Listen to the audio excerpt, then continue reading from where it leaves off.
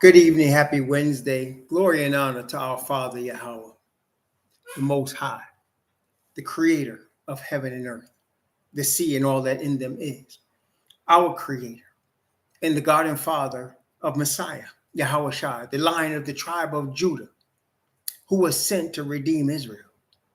Glory and honor to Father Yahweh, and glory and honor to Yahweh Shai, his only begotten Son, whom he has granted this earth as his kingdom, and he will soon arrive to take possession of his property. Glory and honor to their name. Greetings to the 12 tribes of the bloodline of Abraham, Isaac, and Jacob, scattered into the four corners of the earth and now awakening, according to the Father's timing, to the truth of who they are and where they're going and how we got here. Greetings. And to the 144,000 who are among them, the forerunners of the return of Messiah, those who will represent the two witnesses, as it were. Greetings.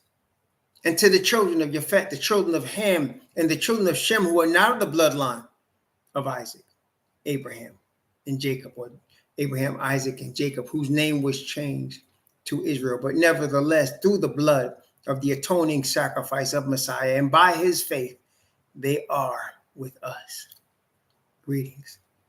To those in the chat, my brother Lonnie and his wife Joyce, and Hebrew is Rhonda, brother Gary Joseph, Superstar Diamond Holdings, brother Ricky Boyd, David Harriet, brother Stephen Kelly, Zadok, Yahoo. Greetings to all my brothers and sisters in the faith of Messiah. Praise the Most High. As usual, Wednesday night is reserved for current events, and we have several current events. Now, when in common conversation, especially in the United States of America, but I'm sure it's true around the world, even more so in some places, there are generally two subject matters you do not just openly talk about, especially with strangers. The two subject matters that you don't talk about are religion and politics. Those are two subject matters that have caused more fights, more arguments, more dissension, more war than almost anything on planet Earth: religion and politics.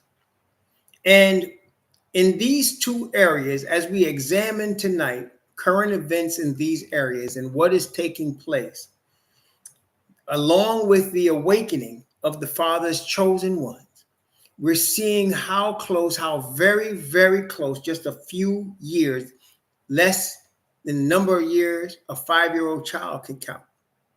Just a few years until the return of Messiah and the establishment of his kingdom and the total destruction, overthrow, and annihilation of the current system that we're now in. Now, before I want to go through that, but before, I need to go through some basic background from the Bible. You know what's interesting? Again, every once in a while, I'll get somebody that looks at one of these Bible studies and has a comment. And some of the comments are just comments about, thankfulness or how they learned or questions. But sometimes a person comes on and they'll declare a doctrine.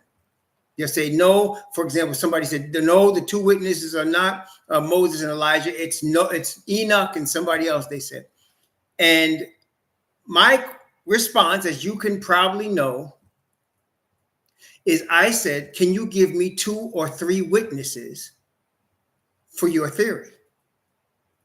I said, because I'm not interested in your theories.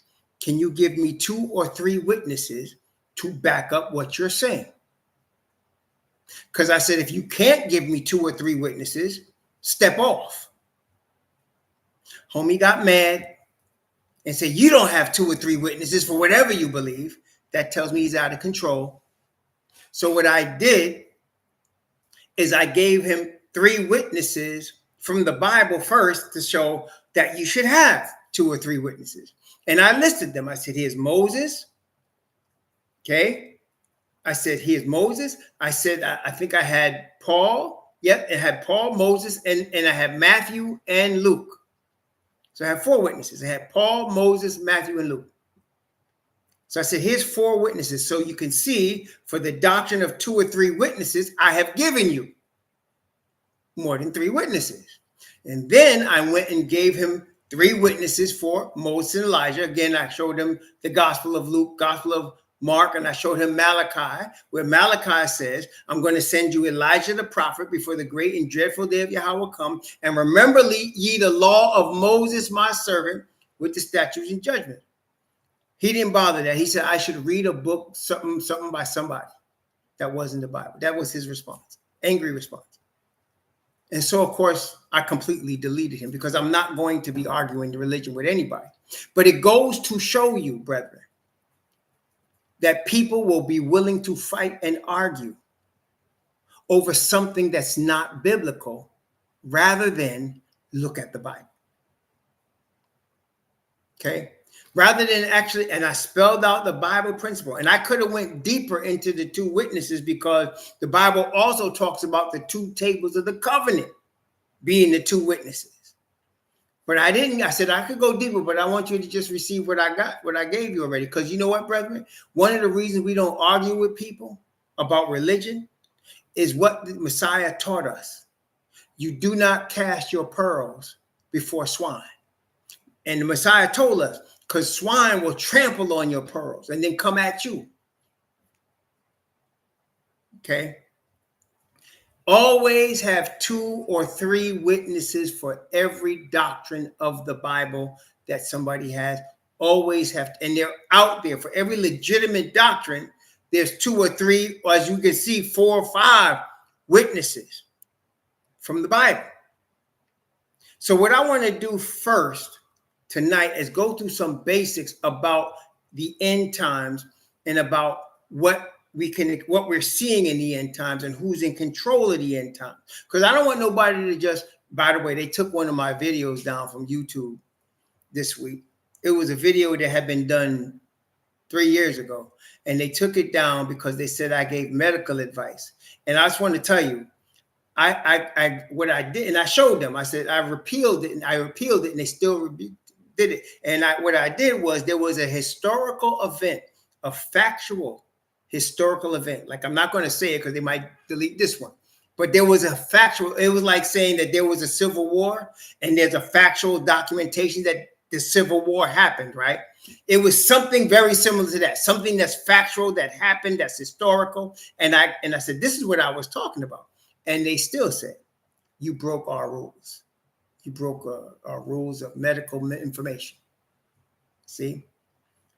So even with facts, it's getting to that point, y'all. And we're going to talk about that today, even with facts. Okay? Even with facts. So first, let's look first at Revelation chapter 20. Revelation chapter 20. And it talks about in Revelation 20, 2 resurrections, but I want to focus on the second resurrection for a moment. And I want to start with the first resurrection and then go into the second. And of course, for what we're talking about with respect, we're going to be talking with respect to Gog and Magog. We're going to have 2 or 3 witnesses. Okay. So here is one. Revelation chapter 20. And we read this very recently, but let's start at verse 4 and go down to verse 8. Actually, from verse 4 down to verse 9. Okay. Revelation chapter 20, from 4 to 9. We want to establish who are the leaders of the last day earth. Who are the leaders of the Babylon of the last days? Okay. The Bible tells us that, and we want to make sure we have it documented. Very important, right? So Revelation chapter 20, not that that means anything to some.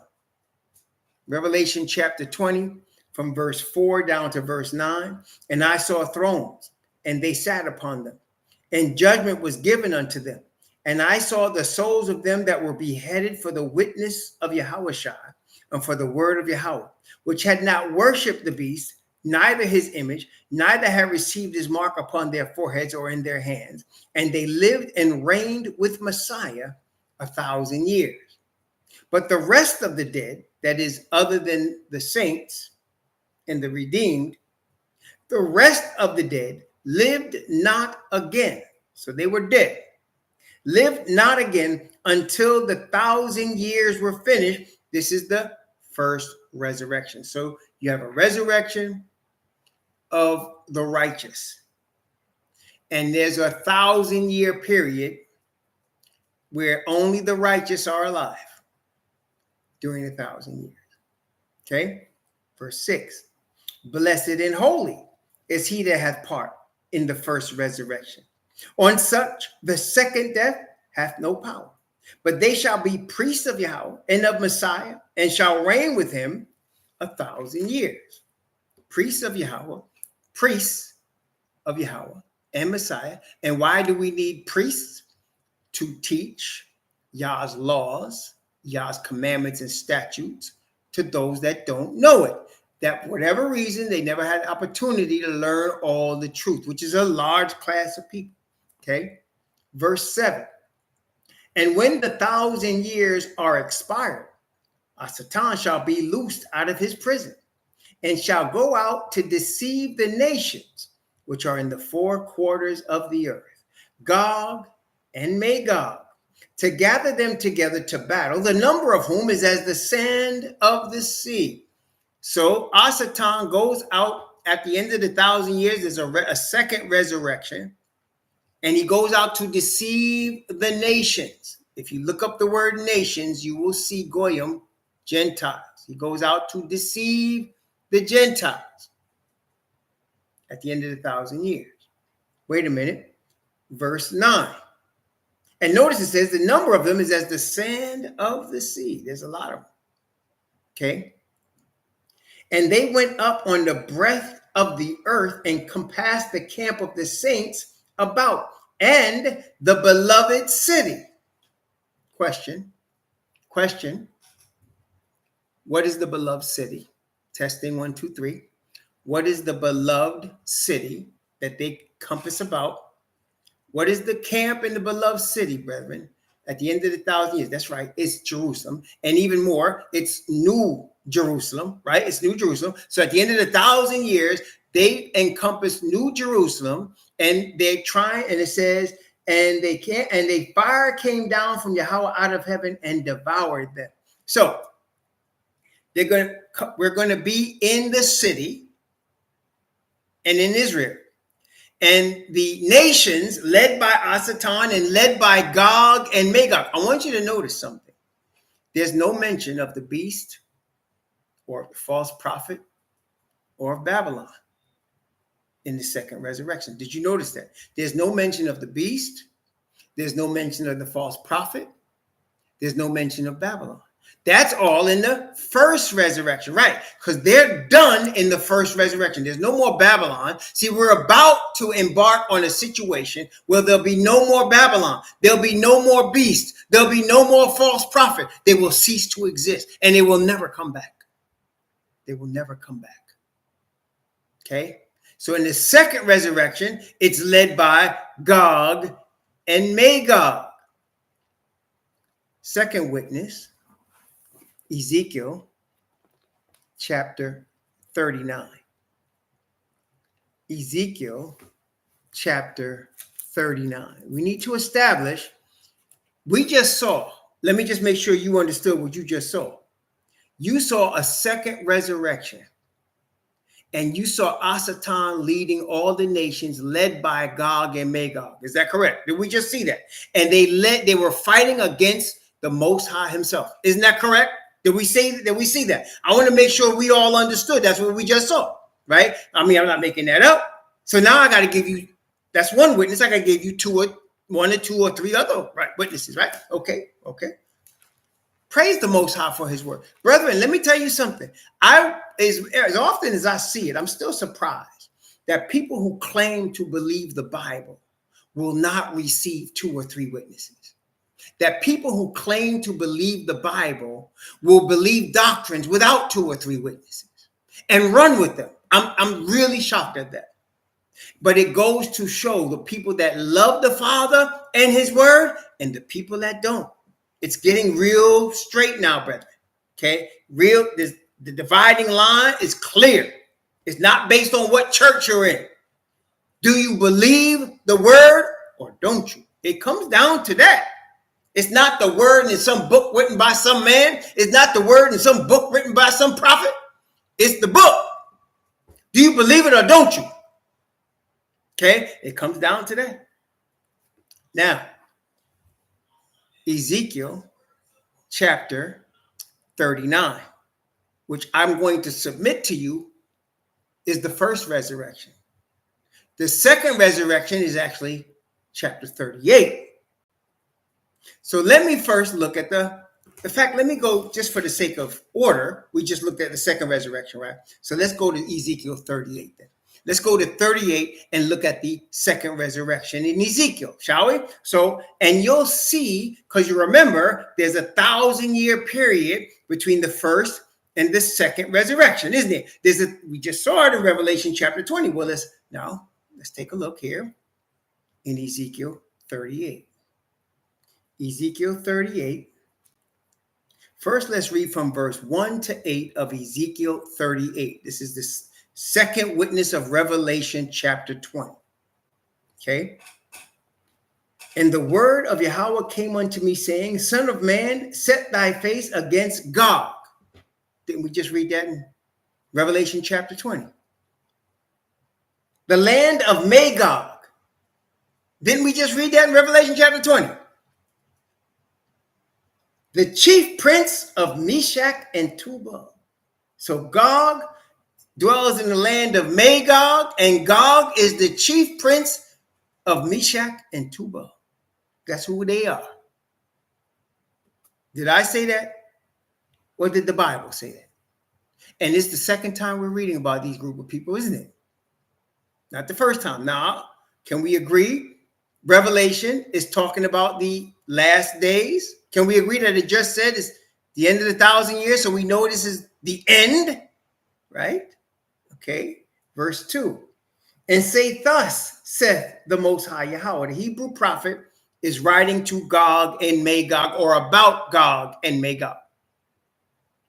And say, thus saith the Most High Yahweh, behold, I am against thee, O Gog, the chief prince of Meshach and Tubal. So wait, Father Yah starts off saying, I'm against these people. Revelation showed us Asatan leading these people against Yah. So you can see the two sides are clearly drawn here. Okay. Verse 3. Verse 4. And I will turn thee back and put hooks into thy jaws, and I will bring thee forth, and all thine army, horses and horsemen, all of them clothed with all sorts of armor, even a great company with bucklers and shields, all of them handling swords, Persia, Ethiopia, Libya, with them, and all of them shield and helmet, Gomer and all his bands, the house of Togarmah. We're going to find out who these are. Of the north quarters, hint, and all his bands, and many people with thee. Remember it said, as the sand of the sea. Be thou prepared, and prepare for thyself, thou and all thy company that are assembled unto thee. Be thou a guard unto them. Look at verse 8. Watch verse 8 very closely, brethren. Remember the 1,000 years, right? Remember the 1,000 years? Watch verse 8. And after many days thou shalt be visited. In the latter years thou shalt come into the land that is brought back from the sword and gathered out of many people against the mountains of Israel, which have been always waste, but is brought forth out of the nations, and they shall dwell safely, all of them. See, after many days, there's your 1,000 years, thou shalt be visited. Second resurrection. Does that make sense, y'all? I want to make sure y'all got me. You're still with me, right? That makes sense. So after many days, you're going to be visited, and you're going to come against Israel. And remember what Revelation said. They compassed the beloved city and the camp of the saints. We're in the same situation here. Okay? Okay. Now, verse 8 and verse 9. We just read verse 8. Verse 9 down to verse 13. Verse 9 down to verse 13. Thou shalt ascend and come like a storm. Remember what Revelation 20 said. Compass the breadth of the earth. Thou shalt be like a cloud to cover the land, thou and all thy bands and many people with thee. Thus saith the Most High Yahweh. It shall also come to pass that at the same time that shall things come into thy mind, and thou shalt think an evil thought. What is the thought? Verse 11. And thou shalt say, I will go up to the land of unwalled villages. What do we call that today, brethren? They do what? They discover it. Correct? That's what we say, right? Because that's what they like to say. They are going to discover it.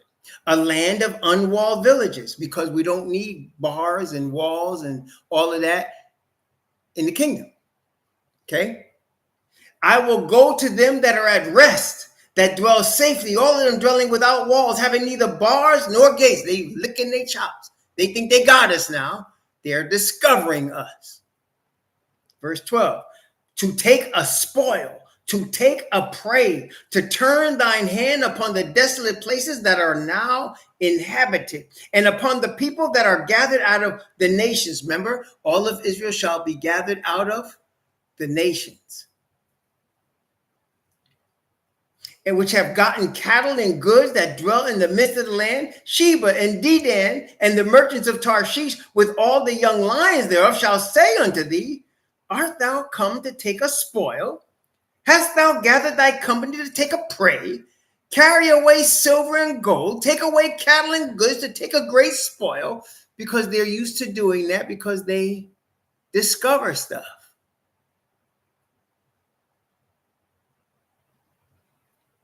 Okay, let's see. I'm going to go down to verse from 14 to 18 now. This is the same as Revelation chapter 20. Gog and Magog. End times. End times. Revelation chapter 20, and this are the same. Ezekiel chapter 38, verse 14 to verse 18. Therefore, son of man, prophesy, and say unto Gog, he's speaking directly to Gog, thus saith the Most High Yahweh, in that day when my people Israel dwelleth safely, shalt thou not know it? And thou shalt come from thy place out of the north parts, thou and many people with thee, all of them riding upon horses, a great company and a mighty army. And thou shalt come up against my people Israel as a cloud to cover the land. It shall be in the latter days. And I will bring thee against my land, that the heathen may know me, when I shall be sanctified in thee, O Gog, before their eyes. Thus saith the Most High Yahweh, art thou he of whom I have spoken in old time by my servants, the prophets of Israel, which have prophesied in those days many years that I would bring thee against them? And it shall come to pass at that same time that when Gog shall come against the land of Israel, saith the Most High Yahweh, that my fury shall come up in my face. Remember what it said in Revelation? That fire come from Yahweh and devoured them. My fury shall come up in my face, for in my jealousy and in the fire of my wrath have I spoken. Surely in the day there shall be a great shaking in the land of Israel, so that the fishes of the sea and the fowls of heaven and the beasts of the field, all creeping things that creep upon the earth, and all men that are upon the face of the earth shall shake at my presence. And the mountains shall be thrown down, and the steep places shall fall, and every wall shall fall to the ground. And I will call for a sword against him throughout all my mountains, saith the Most High Yahweh. Every man's sword shall be against his brother, and I will plead against him with pestilence and with blood, and I will rain upon him and upon his bands and upon many people that are with him, in overflowing rain and great hailstones, fire and brimstone. Fire came from Yahweh and devoured them. Thus will I magnify myself and sanctify myself, and I will be known in the eyes of many nations, and they shall know that I am Yahweh. Okay, who is this Gog and Magog that we have heard twice already? Gog and Magog, who is that? Because they're the ones that's the leaders in the last days, Gog and Magog. Okay, and it says the chief prince. So this, wait, let me just make sure you all understand what I'm saying. It's the royalty, the high level of Gog and Magog. It's the royalty, the high level. Y'all catch that? The chief prince of Meshach, and Tubal. We wrestle not against flesh and blood. As we go to Genesis chapter 10, we wrestle not against flesh and blood, but against principalities, against powers, against the spiritual, against the darkness of this world, against spiritual wickedness in high places. This is Gog and Magog, the chief prince of Meshach and Tubal. This is royalty of Meshach and Tubal. Well, who the heck is Meshach and Tubal that Gog in the land of Magog is related to? Genesis chapter 10, beginning at verse 1. Genesis chapter 10, beginning at verse 1. Let's make this very plain for our third witness, shall we? Genesis chapter 10, beginning at verse 1. Now these are the generations of the sons of Noah, Shem, Ham, Japheth. And unto them were sons born after the flood. The sons of Japheth, Gomer, and here we go, Magog.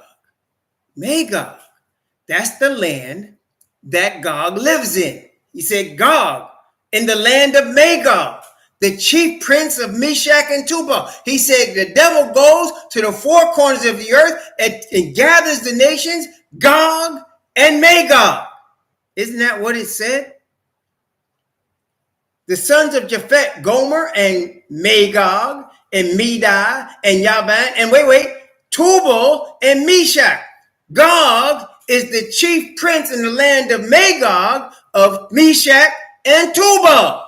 Didn't we just read that? Okay, and Tiras. And the sons of Gomer, Ashkenaz, Rephath, Togarmah, one of the peoples out of the north with them was this crew in Ezekiel 38, say, Togarmah. And the sons of Yavan, Alishah, Tarshish, Kittim, Dudanim. By these were the isles of the Gentiles divided in their lands, everyone after his tongue, after their families, in their nation. So in the last days, do you all see clearly that the Gentiles will be running things? Do you all see clearly that the Gentiles will be with the devil and fighting against the Father Yah? That they'll be the leading group that he uses to attack the city? Do you see that? Is that clear? And wait, Gentiles, well, when you look at these places, this is what we call today Europe. That's where this is. That's where all these people come from. Europe. So the European, as we would call him today, is the man that's in charge of the earth in the last days. Did I make that up or is it there? Did I make that up? Or did we just see it? Did we get three witnesses or didn't we? We got three witnesses, right? In the mouth of two or three witnesses, let every word be established. We got the witnesses. Okay? All right. If you want to look at more witnesses, Joel chapter 3. Read Joel chapter 3 and you'll get more witnesses. Go ahead, read that when you get a chance. That's your fourth witness. You want to, read some more witnesses. Go ahead, read Haggai. Read Haggai. That's a minor prophet. He'll give you some more witness with the shaking of the earth. He'll give you some more witness. Just telling you. In the mouth of two or three witnesses, let every word be established. But we have just established by the mouth of two or three witnesses that the European is the leading person of the last days of the earth. We have just established that it's the European that's going to work with the devil. Listen, with the devil, we saw it, to try to take the city and the people. Did we see that? Or didn't we? See, somebody's going to come up and say, he hates all white people. No, Did I say I hate all white people? Did the Bible say it hates all white people? Or did it just tell you that they're going to be the majority in the end working with the devil against righteousness and truth? Let's keep with this third witness though. See, in the Bible, in the beginning, right? People didn't always have stick-built houses when they was rolling across the desert. They had tents. So the tent was their home. Does that make sense to you? So the tent was their home, right? Y'all can understand that, right? The tent was the house. So the crib was a tent. When Abraham lived, it was a tent. The crib was a tent. That's where they lived. That was the crib, right? We call it, the modern vernacular, we call it the house, the home. It was the crib. The crib was the tent. That's where they lived. Okay, right? So here, like, if you look it up, it's the word ahal, the tent. It means covering, home, tabernacle, his home, right? So that when you talk about a tent, when they say Israel, get you back to your tents, it's figurative because it means your home. It could be a stick-built house, but it's your home. You understand? So here in Genesis, why are we in the neighborhood? Genesis chapter 9.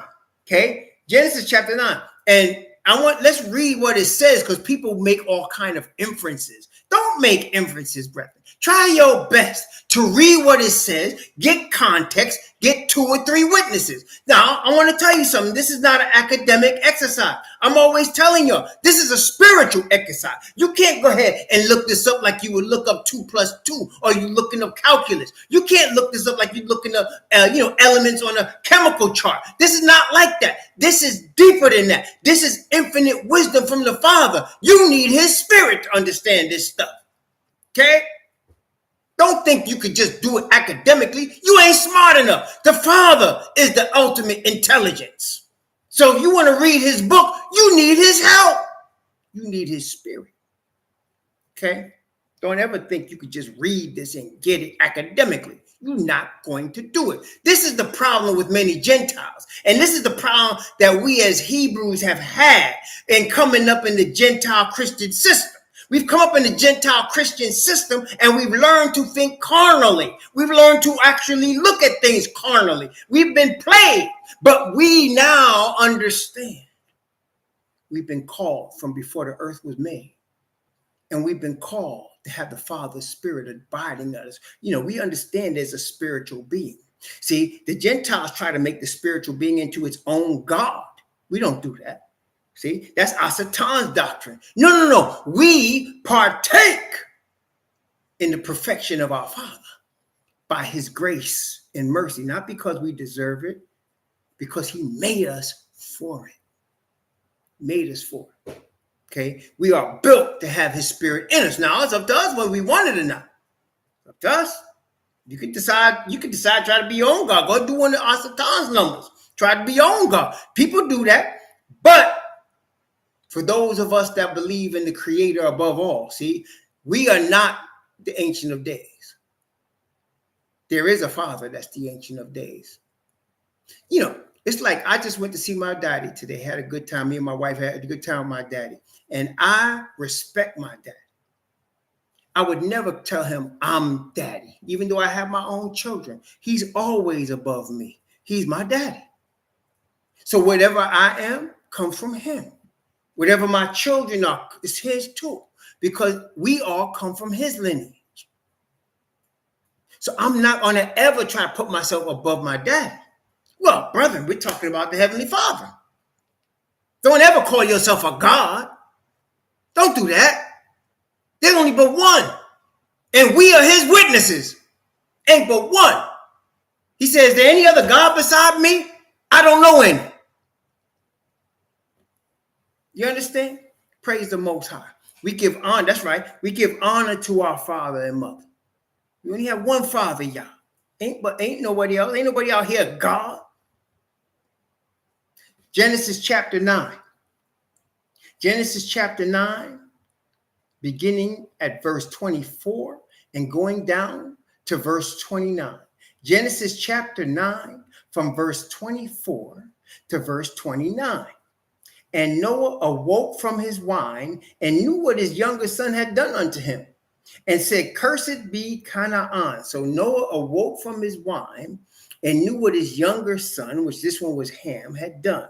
And he starts off prophesying. See, most people think he's retaliating in anger against his son Ham. No.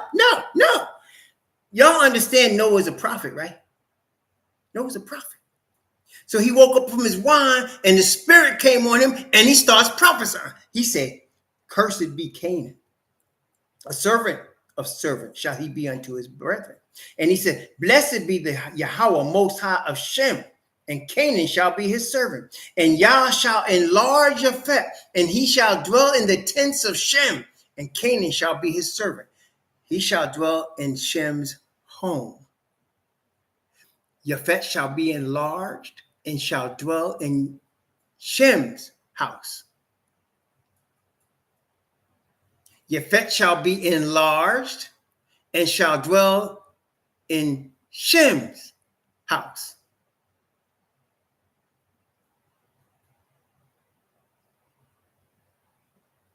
And Noah lived after the flood 350 years. And all the days of Noah were 950 years. And he died. So Japheth, the European, will dwell in the home that belongs to Shem. Let me say that again. It's prophesied by Noah that the European, Japheth, will dwell in the home that belongs to Shem. So let's put together what we got. There's more, but I don't have time to go into all of it now. But I will tell you, let's put together what we got. We got the European leading the earth in the last days. By the way, whose land is Rome based in? Whose land is Rome and the Catholic Church based in? Did Africans, did Hebrews discover Roman Catholicism? I mean, who created that? Japheth did. Japheth did. That's right. Japheth did. Okay. The United States of America. Who rules right now in the United States of America? Since the United States of America has been the United States of America. Who rules the United States of America? Japheth does. Who rules the United Nations? Japheth does. Just last week, there was a vote in the United Nations. 187 countries voted to end the embargo and sanctions against Cuba. Let me just make sure you heard what I just said. So in the United Nations, 187 countries voted in the United Nations out of 190 to end sanctions and an embargo against Cuba. 187 nations. 2 nations said, no, we're not going to end it. And 1 nation abstained from voting. And because of the 2 nations that said, no, we're not going to end it, they overruled the 187 other nations. What were the 2 nations that said, no, we're not going to end the embargo? The United States and Israel. What was the nation that decided to not vote? In other words, they got political interests, so they didn't get involved? Ukraine. So out of the 190 nations, 187 says, stop this madness against Cuba. 2 nations said, no, we're not stopping the madness against Cuba. And 1 nation said, I'm not getting involved with it yet. That shows you the power of your faith. Do you understand that? That shows you the power of your faith. Okay? Shows you the power. Now that we understand that's the situation, let's talk about current events. Okay? I got in the description box, if you want to see, I got in the description box right now, I got 3 important articles or 3 important videos actually for you to see. One of them is the manhunt for an alleged serial rapist underway in Tennessee. What is this about? Now, there's a man. He's a rapist. Okay? He rapes women and he rapes children. He's a rapist. Okay? You got that, okay? So he rapes women and he rapes children. So he's not only a rapist, he's a pedophile. So he rapes women. He's convicted for raping women and children. Okay, y'all got me so far. Very plain, right? You're saying, what's this got to do with anything? Just a second. Okay. This man not only rapes women and children. When he's raping them, he drugs them first, both women and children. He drugs them and he puts it on video.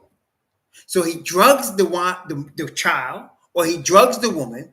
And while they're helpless, he rapes them and he has it on video. Okay. And they said he has more than 100 videos, different videos of different rapes of women and men. More than 100. He's got 50 of women and more than 50 of children. And he videos it and puts it out there. Okay? I know, that's crazy, right? So he's in Tennessee, or he was. They were transporting him, leg shackles, irons on his hands, irons around his waist, shackled to 2 marshals. He's going into a transport vehicle, right? Now, y'all with me so far? So this pedophile and rapist, who not only pedophile and rapist, but he puts stuff on video and has over 100 counts against him. The reason they have the 100 counts, because they got all the videos. And they're transporting him. Okay. He escaped. And the head deputy, the sheriff, nobody can tell you how he escaped. He just escaped. Wait a minute. Shackled both sides. Shackled. Transport vehicle. Escaped. 2 weeks have gone by and they still haven't found him. Now, let me ask you a question. Unless the dude's Houdini, right? Or unless he's Peter, Kaffa, right? Which he's neither. How would a guy like that, heavily guarded, with that type of record, escape? And 2 weeks later, they can't find him.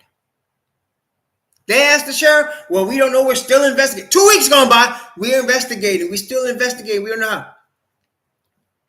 He has help. And am I crazy if I say to you, he's got powerful help? Right? Do y'all understand that? He's got powerful help. Y'all understand that? Okay? He's got powerful help. Higher than police. Higher than police. He's got powerful help. Okay? How can a country who has people in power that aid and abet a rapist and a pedophile, how can this country survive? How can it, if there is such a thing as righteousness and judgment, how can such a country survive? I will tell you, it will not survive. It will not survive. Okay? We don't have to guess about this. It won't survive. It also tells you that as you're seeing things like this happen, this is a true story. I got the video right here. Y'all can look at it in the description box. It also tells you that the 144,000 are chosen and they're being sealed now. See, you got to look at this from the Father's perspective. As the Father's finishing his work, Asatan steps up his game. It's not the other way around. The Father's not reacting to Asatan. Asatan's reacting to the Father. So he can see angels doubling up around us. Listen to me. Asatan can see in that dimension. He can see angels doubling up around us. He can see the Father using those angels to give us his spirit and guide us in his word. What? You think you just started reading his word because you were interested in it? No. The Father's angels are putting on you his spirit to read, to study, to pray. It's not accidental. And as Asatan notices this in dimensions we can't see, he's stepping up his game. Okay? That's part of the political part of what we're talking about. Because you need politicians to get this done. Y'all understand what I'm saying? You can't get this done just with reverends and pastors or business people, although you probably have them too. You need political help to get this done. Okay. Second thing. So they went, now we just read in the Bible where Gog and Magog, Meshach and Tubal are Europeans. We just read in the Bible where Asatan's going to use them to attack the Most High himself. And they're going to lose. We just read in the Bible that they're Europeans leading the earth in these last days in the form of Rome, in the form of the United States of America, in the form of the state of Israel, and they're all Europeans. We just saw that. Now, let's talk about the history of America, just on a very cursory level. The United States was built on a history of people coming from Europe, coming to the shores of what is now the United States of America and killing the people that were here. Am I lying about that, or is that true? The United States had the Pilgrims. The Pilgrims came here on the Mayflower, and they killed the people that was here, and they took their land.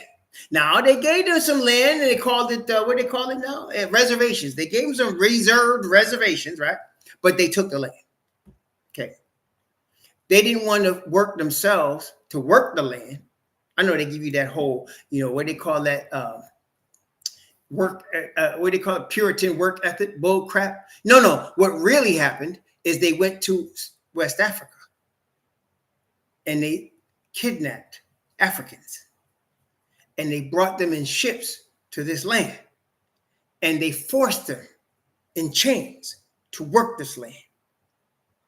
And they made billions of dollars from cotton and tobacco and crops and railroads that they had the slaves build for them went across this land. And any invention that the slaves made, like the cotton gin, the European discovered it and it became a European invention. Anything that the slave did to improve his lot, creating the steam engine, the European took it, the real McCoy, they took it. And they never paid the slave for all he did. So the land of the United States, then wait. When they were in Europe, they were not called white people. When they were in Europe, they weren't called white people. No, the big white-black divide started here in the United States with the slave trade. And they wanted to separate the poor whites from the blacks. So they told the poor people that were of Japhet, you're white, you're with us. And they've been screwing their Caucasian brethren ever since. Right now, you got people suffering of children of Japhet in the United States, living in trailers, poor, and they will vote for their cousins that's screwing them with no Vaseline every time. They will vote for their cousins that's screwing them with no Vaseline every time. They're so used to it. You understand? So now you got a nation built on violence, and you create this thing called race, of which you make yourself superior, the white Caucasoid race. And your nation is built on this dominance. Y'all got me so far? The nation is built on this dominance. Okay, so I don't care what reason. You see, they went, and this is my second video I put in there. They went and they asked Republicans in South Carolina why they're voting for Donald Trump. Listen, even like you see the liberal against the media, conservative media, right? Like MSNBC, every day they coming out with all this crap about Trump. And then, of course, Fox is coming out with all this crap about Biden. And Fox is pushing Trump. And MSNBC is pushing Biden or whoever, alphabet soup. But the bottom line is both sides agree that Trump is winning right now. Both sides agree that if the election were to happen right now, Trump would win. Donald Trump is out on bail. See, a Hebrew couldn't even get a job when he's out on bail. But Donald Trump is out on bail in 4 different jurisdictions. He's out on bail in 4 different jurisdictions. He's out on bail in Florida. He's out on bail in Georgia. He's out on bail in DC, and he's out on bail in New York. And he would win the presidency. He would beat Joe Biden. He would win right now. Now, what does that tell you? See, people, and so what MSNBC is doing is they keep bringing up these logically. Why would you vote for this man logically? You got to be stupid to vote for this man. But what they're all ignoring and what the Republicans don't want to say, it's all about white supremacy. See, when they founded the nation, it was just the European dominated. But now you got the European dominating, You got people coming from China doing their thing. You got people coming from Korea doing their thing. You got people coming from Pakistan doing their thing. You got Mexicans doing their thing. You got people coming from all over the earth doing their thing. Mostly people from Spanish slavery. And what's going on is the original oppressor is seeing his numbers dwindling and the people surrounding him. So now it's all about white supremacy. That's what they give you. Well, I like his policies. That's what they'll say. They can't tell you his policies. They can't even tell you what it is. What they really see is the continuation, the saving of white supremacy. Trump is the white supremacist savior. So you create a thing called race, and you have a savior of your superior so-called race. You will really crush anybody else, everybody else. So they get some coons with them, blacks for Trump. That's all up front. You're always going to have some Judases, right? But the majority of these are children of your fed, pushing, because behind all of it, they want white supremacy. That's even the poorest of them to the richest of them. Now, let me ask you. Can white supremacy live forever? If the Most High is fighting against Gog and Magog, is he for white supremacy? If the true Hebrews are melanated people, can the Father Yah be for supremacy? So therefore, can the nation continue to exist pushing that agenda? I mean, we're talking about your George Floyd, your Breonna Taylors, huh? You're talking about a long line of lynch victims, slave victims, not to mention what we done built. Can the nation be built on sin and continue? The Bible says righteousness exalteth a nation, but sin is a reproach to any people. No, it cannot last. It cannot last. It's not going to last much longer. There are 7 kings. 5 are fallen. 1 is, and the other is not yet come. And when he cometh, he must continue a short space. Revelation chapter 17. There are 7 kings. 5 are fallen. 1 is, and the other is not yet come. And when he cometh, he must continue a short space. The United States is the leading nation on the earth. It's one of the youngest nations on the earth. And it's one of 2 young nations, the United States and the state of Israel, that just told the world, we're not going to stop the embargo on Cuba. That just told the earth that. There are 7 kings. 5 are fallen. 1 is, and the other is not yet come. And when he cometh, he must continue a short space. No, it cannot last. It's not going to last. Okay? Then you go from, we just talked about the political side. Okay? Now let's talk about the religious side. Let's talk about the religious side. Okay? There's a woman. She's Palestinian. She's from Detroit. She represents a district in the city of Detroit, a mostly Hebrew district in the city of Detroit. She's a Palestinian woman and she's a Muslim. So she spoke up against Israel. She said that Israel is committing genocide in the Middle East. She spoke up loud. And she has literally hundreds of thousands of people around the world speaking up with her. They just punished her in the House of Representatives for saying those things. They just censured her. What does that tell you? To the earth, to the children of Gog and Magog. Her name is Rashida Tlaib. That's also in the description box.